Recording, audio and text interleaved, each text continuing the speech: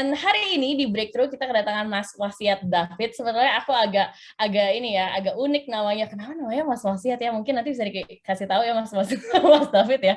Ini agak-agak intermezzo sedikit gitu ya. Tapi instead of nama Mas David yang unik gitu kan, Mas, teman-teman, itu topik yang udah lama banget ditunggu-tunggu di Breakthrough gitu ya, tentang software arsitektur. Kita tuh kalau bikin, kan teman-teman tahu ya kalau yang pernah join, di akhir acara tuh kita selalu punya feedback gitu ya. Materi apa yang pengen kamu pelajari di event berikutnya? Ini tuh keluarnya paling sering teman-teman. Dan akhirnya doa kita terjawab gitu ya, requestnya terjawab teman-teman dengan ada Mas David hari ini. Oke, so Mas David, please welcome, silahkan diambil screen-nya. Oke, thank you kesempatannya dari teman-teman Altera ya, dari Mbak Michaela dan teman-teman di sini semua. Iya, emang kemarin sempat nanya gitu ya di awal pas mau bikin topiknya gitu, mau bicara tentang apa gitu kan ya. Dan emang banyak ternyata yang mau tahu sebenarnya software arsitektur tuh kayak gimana gitu kan. Nah itu um, challenging juga sebenarnya untuk topiknya sendiri, karena kalau ngomongin software arsitektur itu luas banget gitu ya. Jadi di sini saya akan coba, mungkin kalau misalnya yang baru banget mungkin bisa untuk knowledge dulu gitu ya, untuk gimana sih sebenarnya arsitektur, atau arsitek tuh kalau software tuh ngapain sih gitu kan. Kalau arsitek kan kita taunya rumah atau apa gitu ya. Gitu.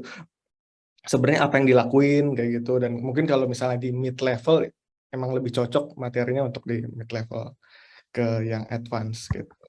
Oke, jadi nama saya Wasiat David, biasanya dipanggil David. Sebenarnya pengennya dipanggilnya David gitu. Nah, tapi dari waktu kuliah juga sampai sekarang kadang banyak juga yang masih panggil Wasiat sih gitu, karena David lebih pasaran gitu. Jadi Ini banyak. satu-satunya ya Mas ya, saya lihat. Betul betul. Jadi kalau misalnya di waktu kuliah tuh nama uh, David, ya udah ada nama David, ya udah deh kita pakai nama Wasiat aja gitu. Jadi bisa dipanggil Wasiat, bisa dipanggil David, nggak masalah gitu. Nah sebelum di Dana itu di Ice House gitu, sampai 2017, baru di 2017 pindah ke Dananya belum ada gitu. Jadi Dana tuh baru ada tuh establishnya di 2018. Jadi kita build dari awal sampai yang sekarang gitu. Jadi kalau dulu mungkin dari small scale system, terus sekarang saya fokusnya ini ada domain-domain per domain lah. Jadi kalau di Dana itu kita ngomong domain itu tuh sebenarnya consist of multiple systems. Jadi ada beberapa sistem. Nah, jadi di sini ada domain member, subscription, risk, dan sebenarnya ada beberapa domain kecil lain gitu. Nah, jadi itu perkenalan singkatnya. Kita masuk coba ke materinya ya. Jadi sebenarnya software arsitektur tuh apa sih yang teman-teman pikirin gitu kalau misalnya software arsitektur gitu kan. Kalau misalnya kita baru lulus atau apa, kebanyakan tuh yang diajarin tuh gimana cara coding gitu kan, kalau misalnya kalian di computer science atau informatics gitu ya. Nah, aku sendiri dari computer science gitu backgroundnya. Jadi yang kita tahu tuh ngoding gimana, terus algoritma gimana, terus sistem terkait dengan machine learning atau sistem cerdas dan lain-lain. Itu yang kita tahu adalah kayak gitu, tapi not really about software arsitektur itu sendiri gitu. Jadi software arsitektur tuh baru kita beneran tahu tuh pas di industri. Kalau aku sih dapetnya kayak gitu ya waktu dulu kayak gitu. Jadi nggak benar-benar tahu. Tapi sebenarnya ya sesuai namanya arsitekting gitu ya. Arsitektur dimanapun sama intinya. Kalau di arsitektur di kayak rumah arsitektur ya, dia build rumah gimana, bikin pondasi rumah yang benar supaya misalnya nih teman-teman bikin rumah 2 tingkat, terus teman-teman mau bikin bisa 3 tingkat gitu, jadi bisa kuat gitu pondasinya kalau misalnya mau dibikin 3 tingkat. Nah itu analoginya gitu kalau misalnya kita mau bikin software arsitektur, itu adalah gimana kita nge-build software yang dengan cara yang tepat gitu ya, gitu untuk measure itu. Nah, kenapa software arsitektur itu penting gitu? Yang pertama tuh kepentingannya itu karena kita butuh bisa untuk nge-define application karakteristik gitu. Kepentingan. Jadi kebanyakan mungkin kalau misalnya teman-teman ada di startup yang baru gitu ya, which is sebenarnya aku juga pernah sebelumnya di startup kecil gitu, dan kerjaan kita taunya disuruh code aja gitu. Pokoknya semuanya ditaruh di situ aja. Reponya satu itu aja. Itu kan jadi prosedural semuanya satu kelas atau satu metode atau nggak menerapkan dengan benar-benar software arsitektur apa. Tapi Indian kayak gimana? Jadi Indian all the things di situ code yang udah ada ya kita harus scrap, kita buang gitu. Nah, dengan software arsitektur itu dengan kita tahu application dari karakteristik dari aplikasi yang mau kita bangun. Misalnya kita mau bangun aplikasi retailing, itu pasti beda dengan kita mau bikin payment application atau kita mau bikin commerce atau kita mau bikin logistik. Itu semua punya karakteristik masing-masing, arsitekturnya beda, nggak ada yang one fits all gitu ya guys. Jadi itu satu hal yang paling penting dalam software arsitektur gitu. Jadi kita harus benar-benar cermat dalam memilih teknologi yang mau kita pakai kayak gitu. Dan importance pertamanya adalah terkait dengan mengetahui, memahami application karakteristiknya itu sendiri. Nah, yang kedua itu terkait agility gitu. Dengan software arsitektur tadi, itu penting kita bisa memiliki agility yang bagus juga gitu. Jadi, agility itu bukan berarti release every time gitu ya, guys. Jadi kalau mungkin saya pernah dengar juga di beberapa startup baru gitu ya, itu mereka kadang-kadang rilisnya nggak jelas, sedikit-sedikit rilis dan lain-lain. Itu mereka melihat agile itu seperti itu gitu. Tapi sebenarnya agile itu spektrum gitu. Jadi kita mau condong ke kanan atau ke kiri gitu. Kalau misalnya terlalu ke kiri berarti waterfall dia misalnya. Jadi dia benar-benar strict, firm, nggak bisa diganggu gugat. Nah, tapi kalau misalnya terlalu agile ya tadi kapan aja requirement backlog bisa masuk dan itu harus diterima. Nah, itu adalah spektrum. Jadi kita harus melihat di mana gitu. Dan software arsitektur dengan software arsitektur yang bagus itu kita bisa punya agility yang bagus juga yang akhirnya resultnya adalah ke productivity-nya. Jadi Indian kan kenapa kita buat sistem itu untuk apa gitu kan? Itu untuk bisnis gitu. Nah, gimana kita mendrive bisnis lebih baik, gimana kita bisa buat bisnis itu produktif gitu dengan code kita, dengan mungkin dengan bisa buat performance oke dengan resource yang minimal, dengan resource itu bisa berupa infrastructure, bisa berupa people resource yang ngerjain gitu ya. Dengan resource yang minimal itu akhirnya Indian adalah business profits kayak gitu. Nah, kira-kira paling nggak ada 3 ini importance-nya gitu ya terkait software arsitektur. Kenapa software arsitektur itu penting banget gitu.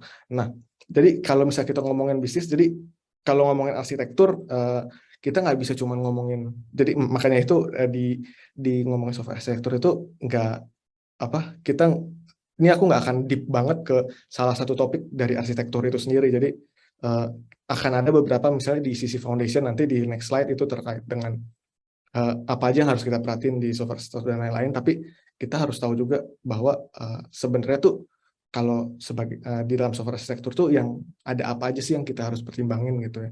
Yang ya pasti 3 ini aja sih akhir-akhirnya gitu. Gimana kita bisa build fast, solid dan cheap. Nggak bisa tiga-tiganya. Pasti harus ada yang di-sacrifice, guys. Gitu. Jadi boleh nanti kita setelah dari ini mungkin di Q&A kita bisa bikin case study. Misalnya teman-teman mau nanya kalau misalnya case seperti apa itu kita mau bikinnya seperti apa itu kita bisa discuss bareng-bareng gitu. Nah tapi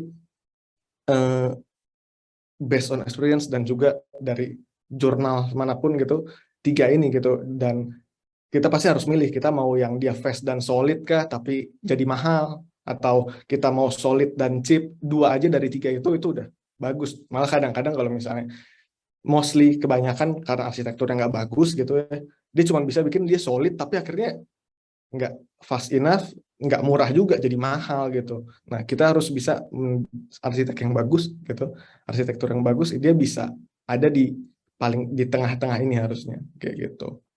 Nah, jadi kalau dari bisnis itu sebenarnya yang dibutuhin tuh mengenai gimana bisa sistem itu continuity-nya bagus gitu, stable and available, dan kemudian ROI itu resource of investment gitu, return of investment-nya oke nggak? Jadi intinya apa namanya dari segi cost gitu, cost-nya itu apa namanya bisa balik nggak? Misalnya kita jadi agak ke bisnis tapi ini intro aja.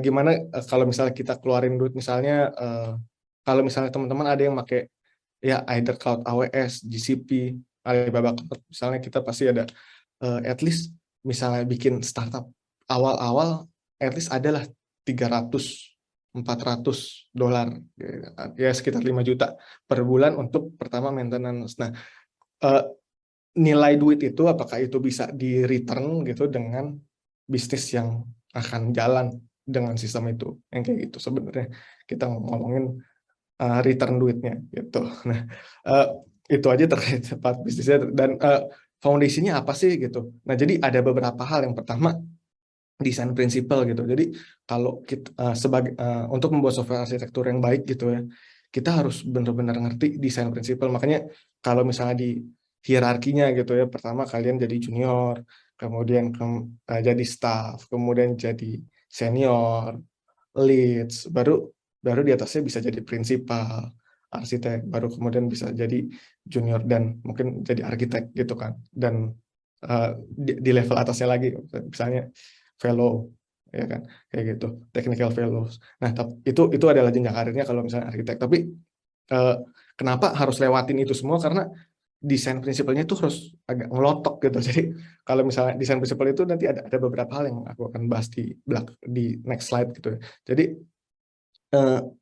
prinsip-prinsip itu harus benar-benar teman-teman pahamin untuk bisa mendefine software arsitektur. Sama aja misalnya teman-teman mau ngomong bahasa Inggris tapi vocabulary teman-teman nggak bagus gitu kan, akhirnya kan nggak bisa ngomong dengan baik gitu. Itu singkatnya analogi untuk gimana peranan desain prinsipal ke software arsitektur. Yang kedua itu ya tadi terkait cost assessment, gimana kalian bisa menghitung cost, kemudian dari cost yang ada gimana itu akan return ke dalam sebuah bisnis. Nah, itu yang 3 hal ini yang akhirnya saling berkaitan. Nah, di segi prinsipalnya tadi itu ada part yang desain prinsipal yang tadi aku bahas. Yang pertama itu ada beberapa hal gitu. Yang pertama itu terkait desain pattern gitu. Jadi teman-teman ada yang udah biasa dengar kah, familiar dengan desain pattern gitu. Karena kalau aku waktu kuliah sih tahunku belum ada gitu yang benar-benar kuliah terkait desain pattern. Tapi setelahnya sih ada gitu ya. Karena ternyata desain pattern itu penting banget gitu.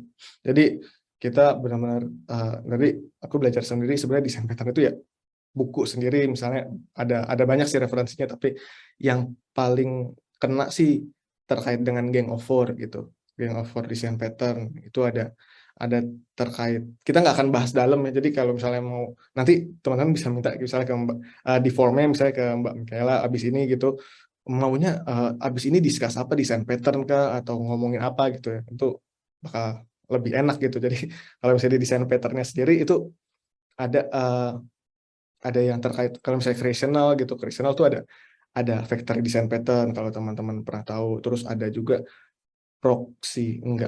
prototype design pattern. Habis itu kalau misalnya teman-teman pakai untuk database itu biasanya teman-teman pakai singleton.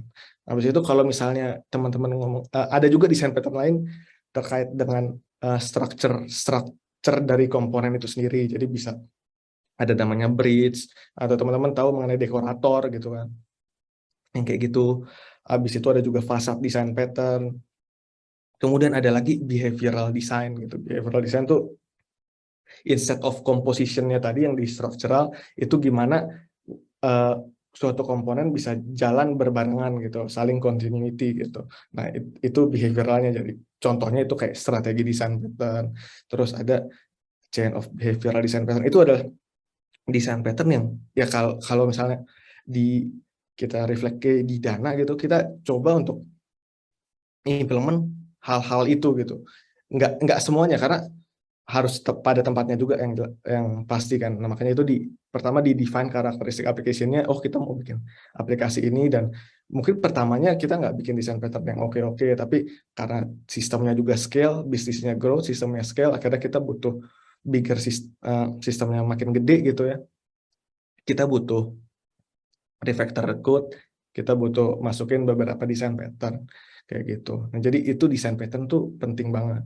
Yang kedua itu modularity. Jadi yang tadi terkait dengan sistem-sistem yang ada gitu. Misalnya kayak di Dana juga kita build satu sistemnya udah gemuk. akhirnya kita harus modularize sistem-sistemnya gitu. Nah itu ada nggak ada bener-bener buku yang memandu gimana what time fits untuk modularize atau decompose sistemnya. Tapi kita ngelihatnya biasanya lebih ke how to scale atau performance wise. Kalau misalnya teman-teman ngelihat sistemnya performance-nya mulai lacking, kemudian mulai dari segi development akhirnya mulai conflicting each other. Karena kan akhirnya kan kalau misalnya modularity-nya nggak bagus, akhirnya banyak dependensi. Dia coupling kan, coupled. Akhirnya kita harus di-coupled itu, kita harus demodularize itu, kayak gitu.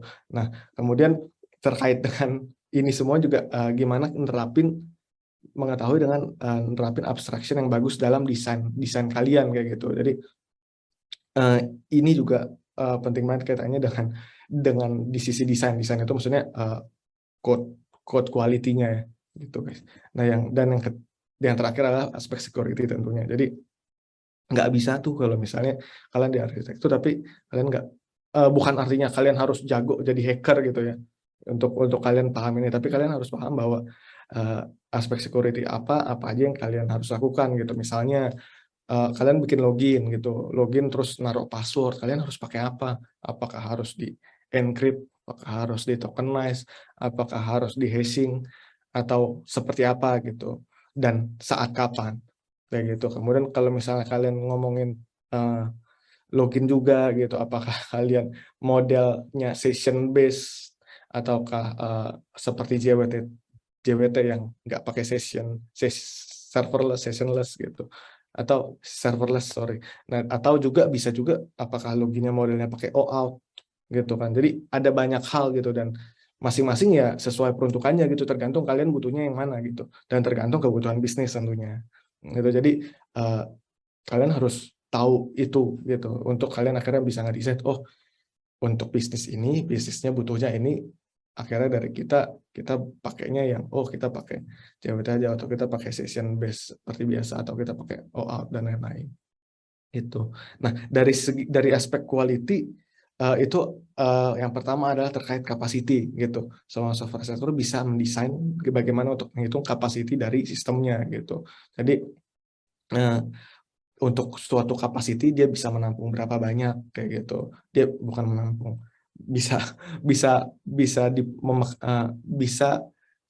memakai berapa besar traffic dan lain-lain gitu. Kemudian terkait dengan performance. Nah, gimana performance-nya? Jadi mungkin kalau performance kaitannya dengan misalnya teman-teman bikin sistem baru gitu ya, sistem baru terus ambil ECS dari either itu dari Alibaba Cloud, GCP, AWS bebas, teman-teman bikin 1C spesifikasinya bisa 2 core 4G gitu misalnya. Nah itu dari per core itu kalian harus bisa hitung gitu ya, per core itu kalian bisa berapa banyak sebenarnya, karena by design sebenarnya kalau desain di komputer desain itu satu core itu paling biasanya 20 thread maksimal. Tapi kalau sistem kalian itu bagus, efisien, satu core itu bisa menampung lebih dari itu gitu dalam 1 second, 1000 milisecond kayak gitu. Jadi kita harus bisa menghitung itu yang akhirnya nanti kita bisa lihat performance dan kapasitinya seperti apa kayak gitu. Nah, kemudian gimana make sure bahwa dalam sistem-sistem kalian itu maintainable gitu. Jadi less coupling, nggak kohesif, dan semua term-term itu gitu. Karena pada poinnya kan bisnis evolve, sistem juga harus evolve. Kalau misalnya kalian bikin sistem yang just for that time gitu, akhirnya kan saat kalian nge-develop atau kalian melakukan changes, itu nggak bisa, itu bakalan fragile dan satu change akan mengubah banyak hal di tempat lain. Akhirnya cost untuk development mahal. Akhirnya kalian dengan mudah ngebuat bug karena satu development yang goal development yang lain. Kayak gitu, itu kaitannya maintainability, dan yang terakhir itu terkait monitorability. Gitu. Jadi sistem kalian harus bisa dimonitor dengan baik itu dari segi CPU, memori. Memori itu ya kalau misalnya kalian pakai Java berarti sampai heap memorinya, old, young, survivor, dan lainnya itu harus bisa dimonitor gitu. Nah itu kemudian itu dari segi infrastructure gitu ya, dan kemudian dari sisi dari sisi sistem aplikasinya itu sendiri, gimana kalian monitor error kalian, gimana kalian melihat time cost-nya, gimana kalian menentukan success rate-nya. Itu harus bisa dimonitor dengan benar kayak gitu. Nah, itu dari ini secara umum mengenai software arsitektur gitu ya. Nah, prinsipal-prinsipalnya. Nah, jadi aku juga pengen kasih info dari segi end to end gitu. Jadi kalau misalnya kalian pakai HP, mobile application kalian sebenarnya flow di depan tuh kayak gimana gitu sih. Nah, jadi kan kalau misalnya kita ngeliat dari ini glance kan, kalau misalnya user kita buka aplikasi kemudian masuk ke back end gitu kan. Nah, tapi sebenarnya di belakangnya tuh selain dari tadi SaaS yang aku infoin itu, software arsitektur yang aku infoin, sebenarnya di sisi network itu ada berbagai layer gitu. Nah, itu kalian bisa ngikutin OSI model atau OSI layer namanya. Nah, itu aku juga mau coba introduce ke teman-teman sih kalau misalnya agak bingung. Coba nanti kalian bisa coba baca di banyak kok referensinya gitu OSI layer, karena in the end itu penting gitu untuk kalian bisa tahu layer arsitektur. Nah, ini nggak benar-benar dikenalin gitu kalau misalnya di backend secara developer, karena kan karena kebanyakan adalah kita itu udah dibuat nyaman dengan cloud yang ada gitu. Nah, untungnya untung dan beratnya juga gitu ya. Jadi kalau di Dana itu kita hybrid, jadi ada yang di DC, kita punya data center sendiri, ada yang di cloud. Indian arsitek di Dana harus tahu ini gitu. Jadi harus tahu flow-nya kayak gimana. Dari mulai pertama physical part gitu kan.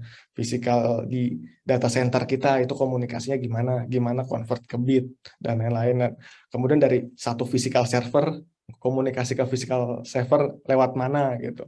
Kemudian network layer-nya itu translation-nya ke IP apa, routingnya masuk ke mana, masuk ke VPC apa, kayak gitu. Atau dia mungkin pakai proxy dan lain-lain. Nah, kemudian transport layer-nya koneksinya pakai apa, TCP, UDP gitu. Dan baru kemudian ke part session. Jadi session layer itu masih bukan session application tapi ya. Jadi kalau misalnya kalian punya TCP, HTTPS, TCP connection gitu, nah itu kalau misalnya kalian hit, kemudian 5 menit kalian nggak 5 menit, 30 detik aja kalian nggak hit, harusnya itu time out koneksinya. Nah, makanya itu TCP itu ada banyak variasinya. Setelah TCP ada TCP long link, TCP apa, yang fungsinya intinya kalau kayak TCP long link itu gimana koneksinya itu nggak putus.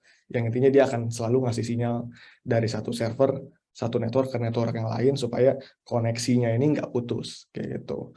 Nah, baru ada presentation layer dari segi gateway dan baru application part-nya. Itu application layer, presentation layer itu biasanya HTTPS, HTTP kayak gitu. Jadi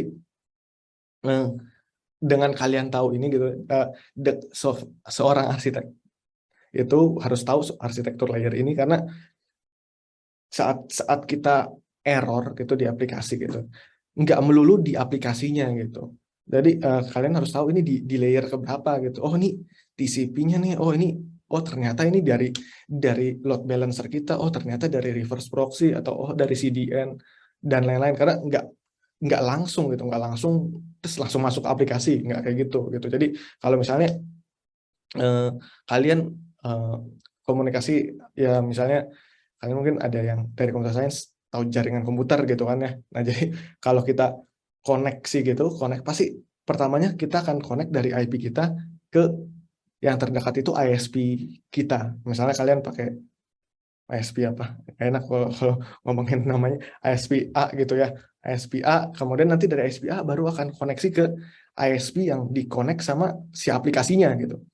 Kayak gitu, misalnya aplikasi kalian pakai ISP C, jangan ISP B, kan dia ISP A harus connect ke ISP B, baru akhirnya ISP B akan konekin ke sistemnya kalian gitu, masuknya ke IP yang mana, dynamic IP-nya mana. Kalau misalnya sistemnya si aplikasi kalian pakai CDN atau endpoint protection, itu nanti berarti masuknya kemana, ke Akamai ke Cloudflare gitu, baru nanti masuk ke sistem kalian. Itu arsitek harus paham itu, karena nantinya pada saat itu kita harus bisa bantu menganalisis, nggak harus dari arsiteknya itu sendiri, karena kan kita punya tim infra juga, kita punya tim yang lain, tapi seorang arsitek itu mandor gitu. Jadi mereka harus bisa mengkomunikasikan itu semua kayak gitu. Jadi ini penting sih untuk kalian pahamin kalau misalnya kalian pengen ke arah arsitek gitu ya. Nah, jadi ini terkait dengan 7 OC layer. Nah, ini part yang di bawah itu kita biasa ngomong access layer, terus ada IaaS dan IaaS application gitu. Nah, kalau dari software sendiri itu dalam hal scalability ya sebenarnya nggak nggak terlalu banyak sebenarnya yang kita harus perhatiin. Yang pertama tuh dari sisi gateway, kemudian yang kedua itu application part, ketiga itu kalau aplikasi kalian pakai case itu either itu bisa Memcached, Redis, Cassandra juga nggak luput di sini. Itu gimana kalian bisa men-scale itu, dan yang terakhir adalah di database, karena database itu yang biasanya paling ringkih, bukan ringkih, paling solid untuk kita scale, expand itu nggak gampang kayak gitu. Jadi make sure gimana software application itu bisa scale dari tiap poin ini kayak gitu guys. Kayak gitu. Kemudian sebenarnya dari segi arsitektur itu ya. Jadi aku akan coba bukan share, mungkin buat teman-teman yang pengen arahnya nanti aku pengen jadi arsitek gitu kan. Nah, kayak gimana sih sebenarnya, ngapain sih, bukan ngapain, day to day basisnya ngapain sih arsitek. Kan tadi arsitektur udah dapat ya, importance-nya, foundation-nya apa, terus design principle dan lain-lain gitu kan. Nah, kalau misalnya arsitek sendiri day to day-nya ngapain gitu. Nah, selalu 3 ini gitu, gimana kita menerapkan teknologi yang benar dengan resource yang ada dan time frame yang kita set bersama untuk meet business requirement kayak gitu. Jadi ini aja gitu, banyak banget sih, maksudnya kalau dijabarin itu sangat banyak, tapi intinya itu. Jadi misalnya kalian discuss sama gimana, misalnya dari bisnis dia butuh bikin sistem, bisa bikin sistem A gitu, bukan bikin sistem A. Biasanya kalau dari bisnis itu taunya cuman kita butuh bikin hal-hal seperti ini. Akhirnya kan nanti ada tim produk, kemudian tim engineering, kita akan ngebuat harusnya buatnya produk seperti apa, kemudian nanti arsitek masuk di situ. Kita akan lihat teknologinya apa ya yang bagus untuk produk ini, kemudian seberapa mahal sih, itu tadi cost assessment ada di situ gitu. Nah, gimana ngebuat MVP untuk itu gitu, gimana buat as small as possible cost yang dikeluarkan kayak gitu. Habis itu dari segi resource people-nya berapa banyak nih, kita butuh berapa sprint untuk ngebuat itu kayak gitu. Nah, itu sprint life cycle SDLC-nya seperti apa, mulai dari sprint testing, sistem analisis, sprint testing sampai ke rilisnya itu seperti apa. Kemudian harus dicocokkan dengan time frame-nya seperti apa, dan apakah meet business requirement-nya. Nah, biasanya tuh nggak langsung meet gitu. Jadi akhirnya kita bisnisnya butuh kayak gini, akhirnya kita coba lihat, oh kalau itu ada part of negotiation-nya juga, ini bisa nggak ini jadi dibuat A atau dibuat jadi B, A-nya nggak usah, B-nya aja. Atau kemudian mungkin kalau misalnya kita buat di DC ini akan seperti ini, kita harus buatnya di cloud, atau mungkin kita harus buatnya hybrid, karena even Dana pun, aplikasi Dana sekarang kita run tuh hybrid gitu. Jadi satu aplikasi itu connection-nya itu instalasinya ada yang di DC, data center maksud saya, dan yang kedua ada di cloud, dan mereka saling komunikasi lewat VPN, MPLS gitu. Nah, itu day to day-nya seorang arsitek gitu. Jadi kadang-kadang ya kalau misalnya bisnisnya berkaitan, ada kaitan dengan legal, compliance, ya kita juga harus ngobrol sama compliance, ini comply nggak ya, kayak gitu kan. Ya gitu. Jadi arsitek tuh di tengah-tengah gitu loh, yang paling yang butuh mengorganize semuanya gitu. Nah, kalau misalnya dari point of view-nya tuh jadinya kalau misalnya kita di dalam suatu perahu gitu ya. Nah, ada DevOps-nya di situ, DevOps tahu ya, dari kayak SRE, DevOps. Kemudian kontainernya itu sistemnya gitu. Nah, dari sistem-sistemnya itu terus ada SIP-nya itu adalah platform. Jadi misalnya kalian mau pakai platformnya apa gitu kan, GCP, AWS, Hyper-V Cloud, atau mungkin dari Microsoft Azure, lain-lain gitu. Itu ada another pros and cons gitu kan, tapi intinya si perahu itu adalah platformnya itu sendiri, dan motor itu ya tadi itu gelombangnya dari kompetitor yang mau nenggelamin kita dan lain-lain, dan uh, arsitek itu harus bisa merhatiin semuanya ini gimana, make sure ship-nya ini bisa jalan dengan bisa tetap ada nggak tenggelam kayak gitu. Nah, kira-kira itu aja. Jadi itu untuk sum up ya, good software arsitektur itu gimana kita bisa understand problem end to end gitu ya. Nah, kemudian yang kedua, kalau kalian mau jadi arsitek, kalian harus punya definition untuk arsitektur dan desain, arsitektur desain, dan kemudian kalian harus bisa punya soft skill yang bagus juga, dan penting untuk bisa tahu bisnis. Nah, nanti terkait ini mungkin kalau misalnya di Q&A aja, kalau misalnya kalian mau ada discuss terkait yang tadi desain pattern, atau mungkin kalian butuh case study untuk problem kalian di daily problem kalian sendiri gitu. Thank you. Mungkin itu. Nah, ini sedikit tadi dari teman-teman people Dana gitu, teman-teman HR Dana. Jadi bisa tolong di scan mungkin teman-teman bit.ly-nya gitu, untuk dari teman-teman Dana kayaknya mereka pengen ngelihat untuk gimana persepsi dari teman-teman atau mungkin dari luar gitu intinya terhadap Dana gitu. Itu aja dari saya. Thank you. Mungkin kita lanjut ke Q&A mungkin ya. Oke, thank you Mas David.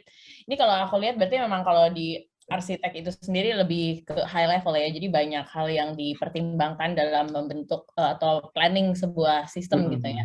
Betul. Ya, that's why fundamentalnya harus kuat dulu gitu ya. Karena kalau dari story ya teman-teman, sedikit story tentang Mas David itu 6 years experience gitu ya.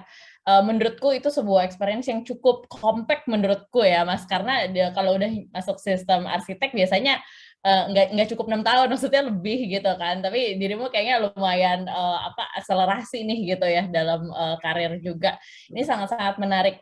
Oke, teman-teman di sini udah ada pertanyaan nih di Slido ya. Dari Mas Aksal, halo Mas, untuk software arsitektur sendiri apakah ada cheat sheet atau semacam panduan untuk menentukan pemetaan dalam membangun sebuah produk? Oke. Halo? Kedengeran ya? Kenapa di saya agak bergema ya suaranya? Oh enggak, oke. Tadi aja. Thank you Aksal untuk pertanyaannya. Jadi cheat sheet ya sebenarnya, kalau cheat sheet terkait yang tadi sih. Jadi lebih ke poin-poin apa aja yang harus diperhatikan gitu ya.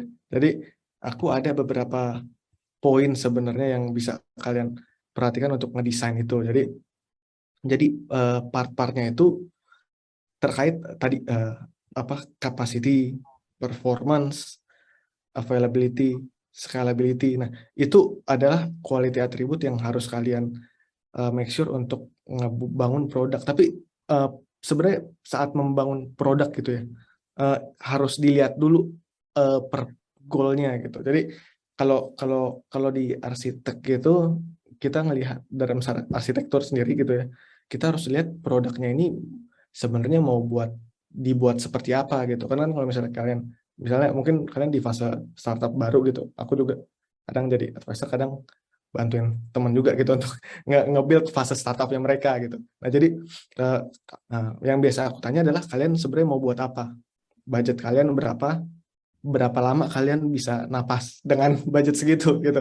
Kita ngomongin arsitektur tuh pasti gamblang harus kayak gitu ngomongnya. Jadi nggak cuman ngomongin wah kita harus bikin kayak gini powerful bla bla bla, tapi cuman sebulan habis resource-nya yang nggak kena juga gitu kan, dan nggak meet realitanya gitu ya. Jadi kita pasti bangun kalau misalnya misalnya Axel masih bangun untuk prototyping, atau untuk misalnya Axel mau coba bangun ini case study-ku aja ya. Jadi kita waktu itu ada mau bangun, teman-teman bangun produk gitu ya, bangun produk, mereka mau prototyping supaya mereka bisa present ke angel investor gitu ya. Nah, teman-teman tahu angel investor, terus seed A, seed B, seed C gitu ya. Biasanya kalau kita investment, itu untuk bisa sampai ke sana ya mereka harus bikin dulu aja gitu kan. Nah, itu pun kalau di fase itu kalian nggak bisa mikirin software arsitektur yang literally benar gitu. Maksudnya itu adalah judgement yang harus kalian miliki as an arsitek gitu. Jadi yang kita bangun adalah gimana build itu dengan resource yang sedikit, karena resource mereka pasti kan sedikit banget. Teman-temanku ini resource sedikit gitu.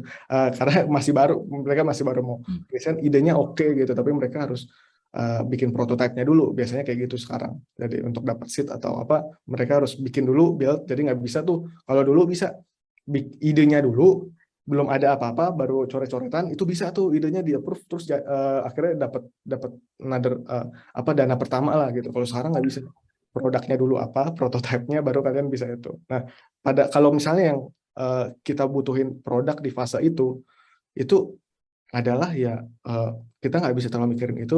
Yang kita buat adalah pasti monolithic system. Tapi di dalam monolithic system itu, jadi kan pasti kita teman-teman udah tahu juga kan, microservice, monolithic. Kalau microservice mau event driven atau pakai apa, terus mau pakai RPC atau REST atau lain-lain gitu kan. Nah itu do apa yang udah ada aja, yang paling simpel yang kalian bisa dapat.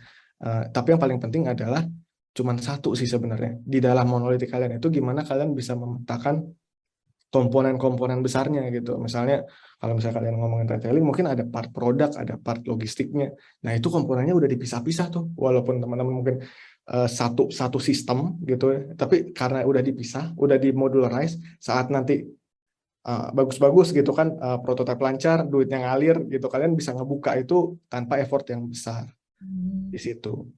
Mungkin bisa membantu ya, Aksa, kayak gitu. Kemudian, Mas, ini ada pas banget nih, ada Andi. Andi kasih case study di sini gitu ya, untuk misalnya nih membuat mobile app untuk 300 user, bagaimana pertimbangan arsitekturnya dan solusi skalabilitasnya saat user menjadi 1000 plus. Oke. Nah, terkait ini, yang pertama kita butuh tahu saat ini, Kandi dulu aja ya, nggak apa-apa ya, nggak yang ke anonimus. Jadi kalau Kandi pertama, aku bakal butuh tahu Andi pakai language-nya apa Java, Golang, Scala atau yang lain. Kalau kalian Andi pakai Java, dia powerful tapi mahal gitu. Kalau Golang, biasanya kalau startup sih biasanya pakai Golang, tapi ada juga startup yang pakai Java ini gitu. Nah kayak gitu, atau mungkin bahasa yang lain yang pakai PHP dan lain-lain gitu. Walaupun kalau misalnya kalian mau scale tinggi, harusnya sih lebih baik move gitu, itu pakai Golang atau Java. Mungkin kita bisa discuss lagi kalau misalnya terkait itu. Nah, kalau terkait user, aku nggak terlalu benar-benar, mendingan kita lebih melihat jangan ke usernya gitu ya, tapi lebih ke berapa besar traffic masuknya, read per second-nya berapa, write per second-nya berapa, gitu, traffic per second deh, gitu ya. Jadi saat ini belum ada itu, kira-kira 300 user itu udah ada gitu. Membuat mobile app untuk 300 user. Nah, kalau di dalam 1000 plus sebenarnya dengan scale yang sistem yang kecil aja harusnya cukup. Jadi misalnya teman-teman harus lihatnya kan tadi dari segi read per second sama write per second itu berapa gitu. Jadi misalnya pas pertama teman bikin mobile app terus bikin backend-nya untuk 300 user, jangan 300 user. Aku bikin jadi 30 deh, kalau 300 traffic per second tuh udah gede gitu. 30 per second gitu. 30 per second, nanti teman-teman hitung nih, 30 per second saat ini resource-nya yang dipakai berapa? Apakah 2 core 4G, atau sebenarnya teman-teman bisa pakai langsung 1 core aja dulu, 1 core 2G, kan banyak tuh pilihannya. Kalau misalnya kita main di Alibaba Cloud atau dari GCP juga, kita bisa pilih tuh mau pakai berapa speknya. Nah itu teman-teman pilih, kemudian teman hitung gitu. Di GCP sebenarnya udah ada monitor yang udah, kalau kalian ya pakai either one of cloud itu udah ada dashboard monitor untuk kalian bisa lihat berapa CPU utilization-nya untuk 300 user terhadap CPU kayak gitu. Nah dari situ kalian bisa lihat untuk 1000 itu butuh berapa gitu. Untuk 1000 butuh berapa itu biasanya kita ngelihatnya dari threshold CPU-nya gitu, threshold CPU-nya. threshold CPU-nya. Misalnya kalau di awal teman-teman punya satu core itu CPU-nya di 10% bisa nge-handle 30 TPS transaction gitu per second. Mungkin untuk jadi 100 transaction per second itu lebih baik dilakukan load test gitu untuk apakah untuk CPU-nya saat yang tadi 10% nyampe 60% nggak pada saat di 100 TPS kayak gitu. Nah, dari segi arsitektur itu dari segi infrastruktur ya. Jadi ada segi infrastruktur dan dari software partnya gitu. Nah, kalau dari arsitektur di segi softwarenya itu saya butuh tahu buat apa. Ini kan case study-nya baru mobile app untuk skalabilitas 1000 plus plus gitu. Tapi kita kalau dalam arsitektur kita butuh tahu yang tadi define application karakteristiknya gitu. Jadi itu penting banget. Jadi kita butuh tahu ini mau buat apa aplikasinya gitu. Karena setiap aplikasi yang tadi kita ngomongin ride hailing, kita ngomongin commerce, ya kalau mungkin teman-teman ada yang main di commerce di salah satu commerce kita gitu, yang orange atau yang hijau atau yang biru gitu, atau teman-teman kemudian pernah pindah ke yang ride hailing yang hijau atau yang mana gitu, itu beda karakteristiknya. Atau even di payment di Dana misalnya, jadi even kita punya community gitu kan, misalnya teman-teman kuliah atau apa, itu kita saling sharing gitu dan beda gitu. Approach-nya harus memang beda karena memang aplikasinya beda, jadi cara untuk menghitungnya pun itu beda gitu karakternya. Jadi nggak kita harus ngelihat dari situ dulu aplikasinya kita mau buat seperti apa, kemudian kita baru lihat dari situ. Yang penting sih yang tadi sih, gimana abstraction-nya Andi bisa buat abstraction yang bagus, modularize sistemnya gitu. Jangan sampai semuanya itu di satu modul semua gitu. Nanti kalau ke depan Andi mau lepas itu Andi nggak bakalan kesulitan. Nantinya di scrap aja deh tuh code-nya, sayang kan. Jadi udah buat susah-susah, nanti code-nya di scrap gitu aja gitu. Karena nggak bisa di-extend. Karena kalau kita ngomongin arsitektur yang baik itu bisa scale, nggak cuma bisa scale, bisa extensible.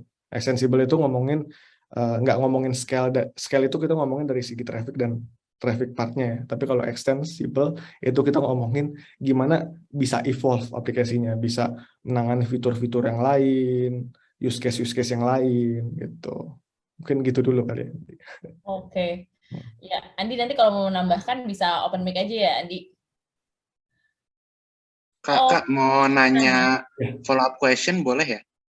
boleh. Aku bukan yang nanya sih, cuma mau nanya tadi ada tertarik terkait infrastruktur. Jadi tadi kan dijelasin bahwa terkait infrastruktur dicek kalau misalnya 30 transaction per second itu makan CPU berapa, makan RAM berapa, terus kita forecast kira-kira kalau transaction-nya nambah jadi sekian, itu butuhnya berapa gitu ya.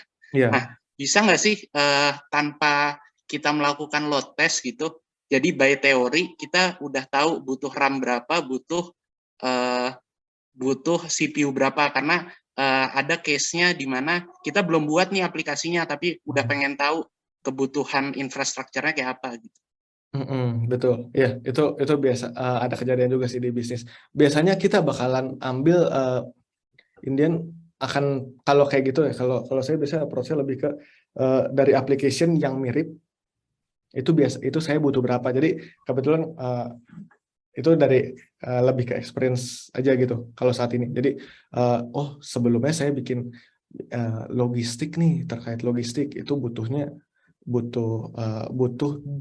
4 instance, ukurannya 2 CPU 4 giga kayak gitu. Terus nanti dari segi database-nya kita lihat usernya sekitar mungkin 1000, 2000 atau nggak 1000, waktu itu 1 juta, 10 juta misalnya kayak gitu. Nah, itu akhirnya butuhnya berapa giga gitu. Nah, itu jadi lebih menghitung dari situ kayak gitu si Dres Tanto ya. Nah, tapi kalau misalnya jadi kita biasanya lebih ke melihatnya comparable study. Jadi lihat dari existing produk yang udah ada gitu. Kalau misalnya produk yang mobil kita belum tahu sama sekali kayak gitu. Dan kalau misalnya itu satu yang terkait dengan kalau misalnya produknya belum dibuat sama sekali, ya berarti kita harus lihat existing produk atau mungkin search gitu dari kalau misalnya Tristan belum pernah buka gitu, share atau search dari tempat lain, biasanya butuh berapa, karena kalau kita ngira-ngira itu lebih nggak bisa dikira gitu, kayak gitu. Nah, itu satu. Dan kemudian terkait dengan kalau misalnya yang hal-hal seperti ini nggak mau pakai load test, kalau masih hitungannya trafficnya per secondnya di bawah 100 harusnya bisa.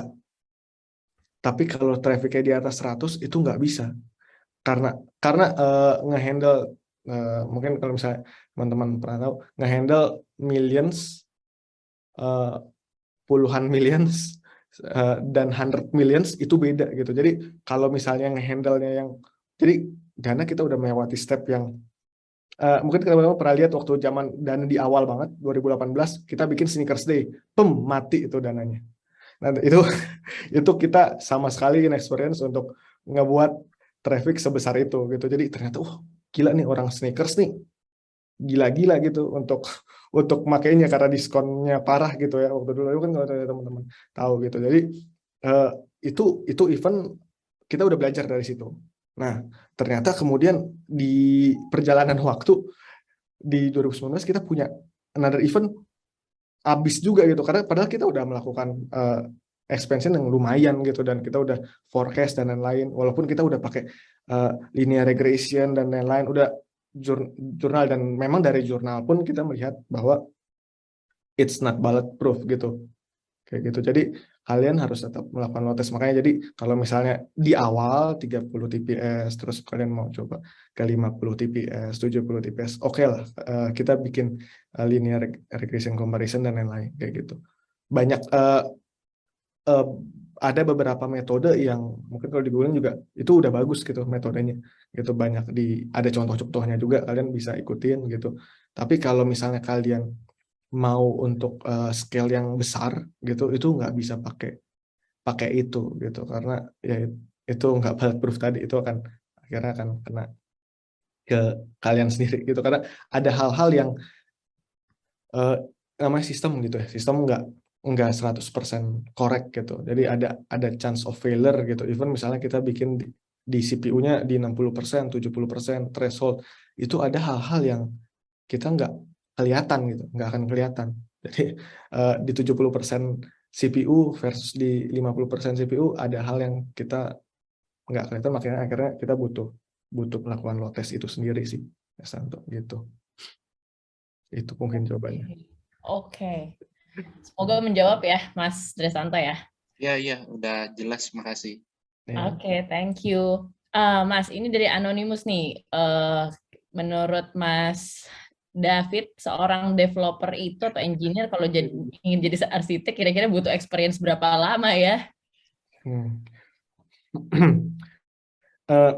Sebenarnya kalau aku melihatnya, jadi kan kalau dari mungkin sekedar sharing, mungkin kalau Mbak Michaela tadi 6 tahun lumayan, tapi saya beruntung dapat exposure yang banyak banget. Jadi sebenarnya hal yang harus dibedakan tuh bukan experience-nya, tapi exposure terhadap problems-nya gitu. Jadi saya beruntung dari awal, dari mulai di tempat yang lama sampai ke sekarang, itu dapatnya tuh hal-hal yang dari mulai yang ya tadi itu, misalnya kita kalau di Icehouse tuh kita build sistem sendiri gitu ya, dari build from scratch ya, consultant build from scratch, deliver, maintain, build from scratch, deliver, maintain, itu agak hatam tuh.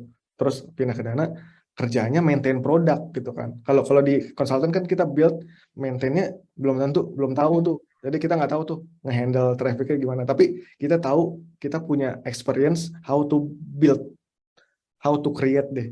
Kalau build tadi itu, kalau termsnya build, aku ngelihatnya tuh adalah gimana kalian bisa maintain itu dari yang awalnya cuma ngehandle 10 traffic TPS, 50 TPS, sampai sekarang kalau misalnya di Dana di 1000 TPS kayak gitu. Itu kayak gimana gitu. Dan saya dapat beruntung bisa dapat exposure itu gitu dari awal karir gitu. Jadi dari selain dari exposure itu ya mungkin part of hard work-nya ada gitu. Tapi jadi kalau misalnya kalian mau jadi arsitek, pesan saya adalah lihat tempat kalian kerja gitu. Itu memungkinkan nggak untuk kalian bisa membangun exposure yang bagus gitu. Apakah kalian bisa kena exposure yang bagus gitu. Dan justru kalau mau jadi arsitek, kalau misalnya kalian langsung ke company yang besar banget gitu, atau ke mana kalian, dan kan kalau di company yang besar banget kalian jadi ya skrup lah gitu. Jadi kalian nggak benar-benar bisa dapat exposure of gimana mendesain. Kalian cuma langsung tahu, oh ini jadi A, oh ini jadi B. Itu sangat beda dengan kalian harus mikirin harus pakai A atau B atau C atau apapun itu yang lain gitu. Kadang-kadang kan kita bahkan harus bikin huruf sendiri dari huruf yang udah ada gitu. Itu that's arsitek gitu. Nah itu yang kalian nggak akan dapetin kalau misalnya kalian ada di perusahaan besar. Jadi kalau misalnya kalian mau arsitek, aku lihatnya bukan butuh experience berapa lama, tapi coba lihat di perusahaan tempat kalian kerja, kalian bisa dapat exposure seperti apa, ke depannya seperti apa, apakah dia growingnya oke gitu. Terus apakah kalian juga, apakah dari sisi company-nya juga oke untuk kalian gitu ya. Maksudnya apakah, karena ya ada yang begitu ya. Jadi apakah company-nya juga nurture kalian bagus gitu, nge-coach kalian bagus. Terus akhirnya kalian kena exposure ke awalnya mungkin cuma bikin sistem. Awalnya kemudian harus memaintain banyak sistem. Habis itu kemudian harus men-scale sistem. Yang kayak gitu. Jadi exposure-nya itu sebenarnya yang penting instead of experience. Ya, exposure itu akan membangun experience kalian kan gitu. Tapi experience itu nggak dalam time frame sebenarnya. Gitu. Jadi bisa aja ya kalau kalian kerjanya di A terus, ya kalian sedangkan untuk jadi arsitek kalian butuh broad knowledge, kalian nggak bisa mencapai ke situ gitu. Gitu sih. Oke. Wow.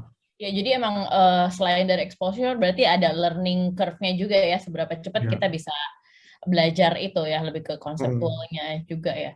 Karena itu Mas bisa juga menjawab nih mungkin dari yang anonimus ya, pertanyaannya related. Terima kasih ilmunya Mas David. Saya mau bertanya bagaimana tahu kalau kita itu lebih dominan arsitek atau expert di bidang teknikalnya gitu. Mungkin dari situ juga ya Mas, dari awal. Apakah dirimu di awal tuh emang kepikiran, oh gue pengen jadi ke arah situ nih, bukan ke individual kontributor. Kayak gitu kah atau gimana Mas David? Ini kalau aku melihatnya, kalau ngelihat dari industri yang kita punya sekarang ya, expert di bidang teknikalnya itu sebenarnya ada arsitek, tapi arsitek itu kalau yang aku define sekarang ini adalah, yang aku present ini adalah lebih ke backend arsitek gitu ya. Makanya kita ngomongin network, kita ngomongin software application. Nah, tapi ada juga mobile arsitek yang ngeliatin gimana dari segi mobile, gimana kalian bisa mendesain mobile apps yang bagus. Jadi di Dana pun kita mobile arsitek beda sama kita yang di backend arsitek gitu. Jadi di mobile gimana modularize sistemnya, gimana kalian bisa make sure sistemnya itu efisien di sisi client side, nggak ngabisin memori kalian, nggak draining memori, gimana kalian bisa case apa yang ada di aplikasi kalian dengan bagus, jadi nggak sedikit-sedikit minta ke back-end. Itu adalah part mobile architect. Jadi expert di bidang teknikal itu kalau di dunia industri kita yang kita ada sekarang itu adalah arsitek. Jadi mungkin agak dimundurin gitu kan. Misalnya kalian pertama di junior developer, junior software engineer, staff, senior, leads. Nah dari leads itu biasanya nyebrang tuh, kalian mau jadi arsitek, fokus di bidang kalian di technical, atau kalian mau ke karena di tech lead itu kalian akan punya exposure untuk nge-lead tim gitu ya. Nah di situ kalian bisa tahu kalian bagus nggak sih nge-lead tim gitu. Jadi kalian bisa lihat itu, atau bukan kalian bagus sih, enak. Kalian passionate nggak untuk tahu people, karena people itu bukan 1 and 0 gitu kan. Kalau tim itu kalau misalnya sistem itu enak 1 or 0, maksudnya walaupun susahnya beda lah, tapi kalau people itu sosial gitu, lebih susah, lebih abstrak kalau aku melihatnya. Itu orang-orang teknikal kayak kita lebih enak, udah nyaman dari awalnya ngurusin teknikal gitu ya. Jadi pas ngurusin people maunya apa gitu kan, beda gitu. Kayak gitu. Nah, itu kalian akan tahu di pas ngelihat gitu. Nah, dari situ baru kalian bisa ke manajerial atau ke arsitek. Nah, di sisi jadi sebenarnya mungkin ditanya anonimus ini kali, di bidang teknikalnya itu tetap aja sih arsitek, tapi lebih ke arsitek part yang mana, karena banyak kok gitu arsitektur, tapi lebih ke arsitektur di mobile. Mobile itu juga nggak langsung di all platform ya. Kita bisa misalnya arsitek di front di Edge 5 di web, arsitek di mobile Android, arsitek di mobile iOS, itu beda-beda arsiteknya gitu. Oke, jadi pilihannya memang kalau technical itu ke arah arsitek terus senior fellow dan lain-lain itu ujungnya. Technical. Terus satu lagi di manajerial gitu ya. Betul. I see. Waktu itu dirimu tahu mau ke arah technical itu gimana Mas pencerahannya Mas? Sebenarnya kalau aku sekarang tuh masih dua-duanya kena gitu. Jadi sebenarnya kan ada auditan tuh ada arsitek sama manajer gitu ya. Nah, tapi dengan di fase sekarang gitu kita agak kurang ya orang di posisi leaders gitu. Jadi mungkin kalau misalnya teman-teman ada yang di leaders dan lain-lain boleh tuh. Jadi kita kurang, akhirnya aku tuh sekarang ya di sisi arsitek kita lagi fokus di scaling dana gitu. Tapi dari sisi manajerial aku juga punya tim gitu di sisi tadi itu domain-domain tadi. Makanya jadi agak panjang title-nya. Oke, super nice. Oke, Mas ini ada dari Ega ya. Halo Mas, apakah gampang atau susah ya Mas, semisal pengalaman di payment atau di financial, terus mengarsiteki ke bisnis yang lain kayak e-commerce atau ride hailing atau logistik gitu, susah nggak sih? Harusnya sih gampang-gampang susah ya. Jadi kalau aku ngeliatnya lebih ke yang terpenting tuh aku masih orangnya agak konseptual gitu ya. Jadi selalu kalau misalnya memakai atau melakukan sesuatu gitu. Jadi kalian harus tahu why-nya sih gitu. Jadi kenapa pakai tag ini gitu. Kenapa pakai ini instead of ini. Jadi bukan kenapa pakai tag ini, tapi kenapa pakai algoritma yang seperti ini instead of algoritma yang seperti yang lain gitu. Jadi yang kalian benar-benar pelajari adalah konsepnya gitu. Jadi dimanapun gitu ya, dimanapun, apalagi di software, di tempat-tempat yang gede, even di Meta dan lain-lain gitu ya, mereka nggak pakai framework yang udah ada di kita sekarang gitu. Makanya pertanyaannya bukan pertanyaan mengenai release dan lain-lain, tapi pertanyaannya logik gitu. Karena yang mau dilihat adalah kemampuan kalian berpikir analitis gitu kan. Jadi yang kita butuhin, dan itu yang aku juga pesanku ke timku juga yang lain-lain. Jadi kalian tuh harus kita boleh misalnya aku ngasih tahu suruh ini, tapi challenge aja gitu. Kalau misalnya ternyata kok pakai yang ini ya Mas, kayaknya bagusnya ini deh Mas, kayak gitu. Kayaknya algoritmanya bagusnya kayak gini. Kalau bisa kayak gini kita bisa dapat n log n. Kalau misalnya ini dapatnya n kuadrat. Harusnya yang ini kan n kuadrat Mas, bukan n log n. Wah, itu discussion yang bagus gitu. Dan maksudnya di sini adalah kalian harus beneran pelajaran konsepnya gitu. Jadi gimana kalian menghitung performance-nya, gimana kalian bener-bener tahu transactional message gitu, misalnya terus transactional database, gimana kalian menghitung thread pool dan lain-lain gitu. Terus gimana konsepnya message broker gitu. Indian tuh mau pakai RabbitMQ, Kafka dan lain-lain itu akarnya sama gitu. Dan kalau misalnya kalian di tempat yang agak besar lagi, mereka buat sendiri. Kalau misalnya kalian buat pakai di tempat-tempat yang lain, kan di company-company di luar yang lain, yang orange yang lain gitu ya, itu mereka nggak pakai yang Kafka, mereka buat sendiri. Nah, jadi kalau aku juga misalnya kita interview dan lain-lain pernah pakai Kafka, saya nggak akan nanya itu. Yang aku tanya, Kafka ngapain? Gitu ya. Jadi di Kafka tuh kita ngapain sih? Apa yang dilakuin gitu? Terus kenapa Kafka beda sama RabbitMQ? Message broker tuh message queuing tuh ngapain? Kenapa harus pakai message queuing? Kapan pakai message queuing? Kapan pakai event driven? Kapan kita pakai call langsung, hit point to point gitu? Kalian itu yang harus kalian benar-benar pahamin supaya nanti misalnya nih akhirnya kan ke sini gitu. Mau kalian di payment, mau di e-commerce, yang kalian butuh tahu itu lebih ke konsep bisnisnya. Gitu. Jadi bisnisnya ride hailing, gue butuhnya berarti kalau ride hailing nanti ada beda gitu kan dari segi bisnis sistem, tapi dari segi arsitektur konsep itu sama, ya itu aja gitu. Jadi yang harus kalian pelajaran, jadi Indian bukan arsitektur, lebih ke existing arsitektur di company itu, tapi kalian lebih banyak harus belajar bisnisnya kayak gimana sih sebenarnya gitu kan. Karena makanya kita kalau misalnya di arsitektur biasanya nggak ngomongin, wah nggak FOMO lah, maksudnya lagi ada tech yang oke banget nih, yang baru gitu, tapi kita nggak terlalu terpikir kayak gitu.